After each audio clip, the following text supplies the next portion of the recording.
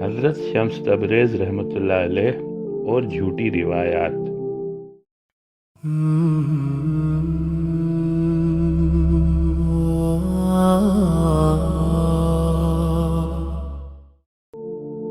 اعوذ باللہ من الشیطان الرجیم، بسم اللہ الرحمن الرحیم۔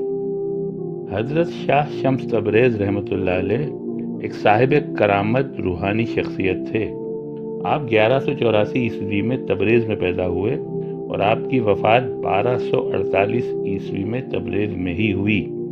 وفات سے 4 سال پہلے آپ کی ملاقات مولانا جلال الدین رومی رحمۃ اللہ علیہ سے ہوئی اور آپ نے مولانا رومی کو روحانیت کی طرف راغب کیا۔ مولانا رومی ایک علمی شخصیت تھے، وہ روحانیت کے کوئی خاص قائل نہیں تھے۔ ایک سپہر وہ ایک حوض کے کنارے اپنے شاگردوں کو درس دے رہے تھے، وہاں شاہ شمس تبریز آ گئے اور مولانا روم کی کتابوں کو الٹ پلٹ کر دیکھنے لگے۔ مولانا کو ناگوار گزر رہا تھا اور وہ ڈسٹرب ہو رہے تھے۔ شاہ شمس تبریز نے ایک کتاب اٹھا کر مولانا روم سے پوچھا، یہ کیا ہے؟ مولانا روم نے چڑ کر جواب دیا، یہ وہ ہے جو آپ نہیں جانتے۔ شاہ شمس نے وہ کتاب حوض کے پانی میں پھینک دی۔ مولانا روم بہت ناراض ہوئے کہ یہ آپ نے کیا کر دیا۔ شاہ شمس تبریز نے پانی میں ہاتھ ڈالا اور کتاب جب مولانا روم کے حوالے کی تو وہ کتاب بالکل خشک تھی۔ اب مولانا روم نے شاہ صاحب سے پوچھا، یہ کیسے ہوا؟ جواب میں شاہ صاحب نے کہا، یہ وہ ہے جو آپ نہیں جانتے۔ اس واقعے کے بعد مولانا روم نے شمس تبریز رحمۃ اللہ علیہ کو اپنا مرشد مان لیا۔ حضرت شمس تبریز رحمۃ اللہ علیہ کے انتقال کے 25 سال بعد مولانا روم رحمۃ اللہ علیہ کا انتقال ہوا۔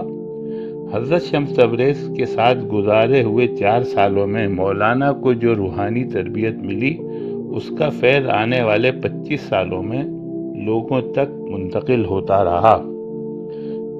شاہ شمس تبریز رحمۃ اللہ علیہ ایک صاحب کرامت ولی اللہ تھے، لیکن آپ کے بارے میں بہت کچھ جھوٹی کرامات مشہور کر دی گئی ہیں، جن میں سے ایک یہ ہے کہ ملتان کے حاکم نے آپ کی کھال اتارنے کا حکم دے دیا تھا تو آپ نے خود اپنی کھال کھینچ کر بادشاہ کے حوالے کر دی اور بازاروں میں گھومنے پھرنے لگے۔